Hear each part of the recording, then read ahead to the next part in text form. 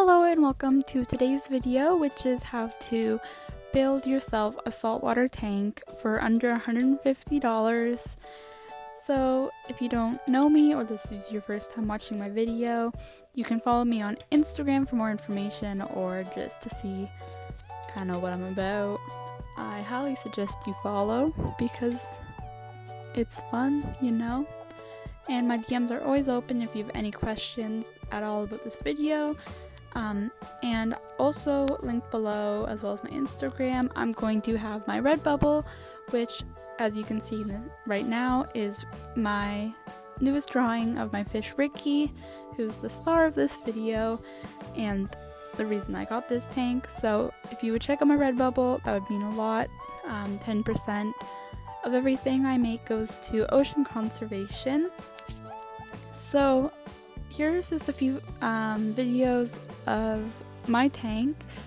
So I'm just gonna go over kind of how I spent $150, what I recommend getting, how to be more environmentally conscious when building your saltwater tank, and just a video basically I wish I would have seen when getting a saltwater tank, because when I started researching it, because this is my first saltwater tank, it seemed really overwhelming and I could never really get a clear answer. So obviously, that being said, don't just take this video and watch it. Like, of course, do your own research, talk to people you know who have a saltwater tank or might have had one, or your local fish store or pet stores. Get a lot of different opinions. I found that's what helped me the most. A lot of people were saying I'd have to spend around like $400 to start up my tank, and some people were saying not. So my tank is basically just everything that I put together and could afford to keep everything in there happy and healthy and help them thrive. So as you can see, that is my little fish Ricky. He is a Ocellaris, I think that's how you pronounce it, clownfish. So I rescued him off of somebody who had a way too big of a tank, like way too many fish in their tank. So they had to get rid of him because the fish tank was just like overloaded, and that really was throwing off the quality and quality of life for all the animals in it. So I rescued him off of someone. I found him on Kijiji, and as I'm going to probably talk about later, I do recommend looking on Kijiji or Facebook Marketplace or Craigslist or Letgo or whatever you use to buy things off of people selling. I just think it's really great to find like amazing deals, as I'm going to mention later on. And as far as like clownfish and live rock, as an environmentalist myself, I wanted this tank because not only do I love the ocean, but like all the life in it, and I wanted my own little bit. So that being said, a lot of people do that to the point where they get the live rock directly from the ocean. They get their fish captured from the ocean, and everything in the tank is like right from the ocean, which I really, really disagree with personally, because as we all know, the coral reefs are rapidly dying and they're so unhealthy, and the bleaching and is just destructing our oceans. So I think as an ocean lover, it kind of goes against everything I believe in to get things from the ocean. So as well as I don't support captivity, all of my pets that you've probably seen in previous videos are rescues. I never buy them from pet stores, just because that's what I believe in, but you can do whatever you want. Captive bred is definitely so much better than caught in the wild. So for starters, for your saltwater tank, something you do need is live rock, which you can see in the background of the video. So you can either buy, that's a rubber plant, so that's not really real. But the live rock is pretty much essential. It creates bacteria, it has microorganisms that keep the water healthy, and it just helps regulate everything. And I can't say enough good stuff about it. If you're watching this, hopefully you know a bit about live rock and have done a bit of research, so you know all about it. So all the live rock is, for the most part, taken out of the ocean. Like, I have it at one point in the ocean, but I found it on Kijiji from some guy who was selling it because his fish tank, he was just done with his fish tank, so just needed to rehome everything. So although it was taken from the ocean, I didn't directly get it from the ocean, so I didn't put anything into the demand of live rock, but I'm still getting the beneficial bacteria and everything good from the live rock. So there was a lot of live rock, so if you're trying to get that, I know you can get man-made live rock at basically any fish store, but definitely try to get it off of somebody else, because not only are you helping somebody, but you're also helping the oceans, and it's just really good. So here is the salt that I use for my saltwater tank. I got this for $32 at PetSmart. So for this salt, you use half a cup per 1 gallon in your tank. So it uses a lot of math to kind of set up your tank. It took me a long time. So this bag, 50 gallons, should last about 5 months, 5 or 6 months, for a 10-gallon tank. That is my pug. This is the Instant Ocean, like the other brand was, Hydrometer. So this just measures the specific gravity and salinity of your tank. So it really indicates the red, which are the numbers you want to be in, and the purple, which is the numbers that are a bit high or a bit low. So that really helps. You should be doing this at least once a day, just to make sure that everything's fine, because water evaporates a lot quicker than the salt does. So especially in a smaller tank such as a 10-gallon, which is like the minimum recommended for a saltwater tank, you definitely have to be careful that the evaporation doesn't cause too much salt.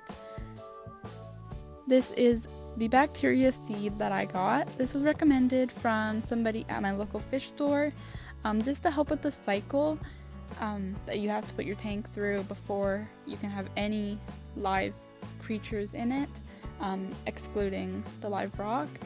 So this, you add 1 teaspoon every day for 7 days in the beginning of the cycle, and then 1 teaspoon every month for the rest of the tank. So this just helps the healthy bacteria to live, and that bacteria is so important to get rid of anything bad in your tank. And so along with that, I have this complete water conditioner that detoxifies tap water, removes chlorine, chloramines, and heavy metals, and it also replaces the slime coat and natural healing of fish, which is really important, I think, especially for clownfish, because they have a slime coating over them, which protects them from anemones. I can't say that. So that's really important, and that's just 1 capful per 10 gallons, and it's good for freshwater and saltwater. So I use it for both my freshwater community tank and my saltwater tank. So I really recommend it. It's really good. I've had no complaints about it. This is the test strips that you must have and must test at least once a week. So it tests for a variety of things. One thing I forgot to include in this video is my ammonia test kit, which is really important, especially for saltwater. That's a huge killer of saltwater fish. So this is really important. You just you open it, and there's, I think, 25 test strips in it, and I think I paid $20, but they last quite a while. So that's what they look like. So I don't know if you use this in science class. I did when I was in school. So you just give it a little itty bitty twirl, and then just remove it face up from the water, and then the first 2 blocks are the ones you check immediately, then you wait 30 seconds and do the rest. So this is my filter. I do not have a protein skimmer or a wave maker, as many people do suggest, because my tank is a 10-gallon. So this is the AquaClear 50. It comes with like the pump, and then you can buy the little bag sort of things like that, as you can see, with rocks and then activated charcoal, and then like sponge, just some cleaners. So it is recommended for saltwater tanks to have a larger filter for what the tank is, but I'll go into that later. As you can see here, that is just the flakes that I'm using for my clownfish. I do sprinkle a little bit extra just for the hermit crab and the snail I have. They're really good. My clownfish, well, his name's Ricky, he seems to enjoy them. So yeah, that is the heater that I'm using. It has a range from I think about 60 to 90 something. So you should keep your saltwater tank at about 75 to 80. I keep mine at 80. I don't know if it'll focus. There it goes. So yes, I keep mine at 80. I just think that's a solid temperature. There is my cute little Ricky. I love him very much. He's so cute. So as I was saying about the filter, one thing that I did learn was that if you are not using a protein skimmer or a wave maker, which is not necessary for a 10-gallon, you just need to do more frequent water changes and have a very powerful filter. So if you're having a 10-gallon tank, it's recommended at least a 20-gallon filter. So I got my filter, it is a 50-gallon, which would be about probably close to $100 at my local fish store, and I got that for $20 at on Kijiji from someone just getting rid of their tank. And then for an extra $5 they threw in the filter, and the filter is amazing. So $25 for the filter and heater, and then I spent an extra $20 on the tank, the actual aquarium itself, and the light came with it as well, so that was $20. And then the live rock I spent $20 on, which is about the same, because I think at my local fish store it goes by per pound. I think it's $10. So that's honestly a really good deal, and I was really happy to get it secondhand because I did not want to get it straight from the ocean. It really kind of disgusts me, to be honest, considering the state of our ocean that we're still doing that. So it is very possible to do this on a very strict budget. Of course, you want to keep in mind that the most important thing is your fish's health, and the health of your aquarium and how they're going to live and the quality. So if your budget is too strict where you can't give your fish the quality of life that they deserve, then definitely I would recommend not getting one. Maybe start collecting things over time, saving up for one, because you don't want to get a tank and it just completely flops and everything dies and you have to restart. That just really sucks. So you want to make sure that you're 100% ready, do so much research, watch tons of videos, get multiple opinions. Even at my local fish store, I got at least like 5 different employees' opinions until I found what made sense and worked for me. So what I did might not work for you. It might not work 100%. Maybe you will do the same thing. I'm not sure. Hopefully you can find some amazing deals secondhand. Even like thrift stores, I know I've seen like fish tanks, fish filters, decorations in the pet section. So that's always amazing. I definitely recommend that. But on the whole, I'm really, really satisfied with my tank. I think it's really pretty. it really adds a lot to my room, and I think just having a saltwater tank, although it is a big jump from freshwater, my freshwater community tank, which was in my last video, it's not as bad as people make it out to seem. I don't have coral or anemone or anything like that, because that just takes like at least 100 gallons, and that's just another level. So if you're ready for that, totally go for it. I think it's really sick. I think it's just the coolest thing, but I cannot afford that, nor do I have the room at the moment. So I decided to just go with this, which I knew would just be good for everybody. So basically, just to wrap up the video, all you really need is, if you're looking at a 10 gallon, which is the minimum, probably just a clownfish or two. I don't think many other saltwater fish can really take that small of a tank, and especially because clownfish are really hardy compared to other saltwater fish. They can put up with a lot more, and the smaller tank you have, the harder it is to maintain, which kind of sounds funny, but because like the salt doesn't evaporate as fast as the water does. The salt can increase, which isn't good for the fish, so you have to really maintain the salt and the salinity in the tank. So get your live rock, let it cycle for a few days with the salt in the tank before you add the live rock. So I'd wait maybe about 5 days before you add the live rock. You can just add the tank, like put the tank ready, put the filter, and then add the water and then add the salt. Some people say let the salt dissolve in like a bucket before you add it, but I had no problem adding the salt right to the tank with the water in it, letting it dissolve. Let that sit and cycle, add the bacteria seed, and test the water, put the live rock in, let it cycle for about another week or two. It can be really hard to wait, but if you want a healthy tank, it's just what you have to do. So just let it sit, and then you can add your cleanup crew, which can be crabs, hermit crabs, snails, shrimp, other stuff like that.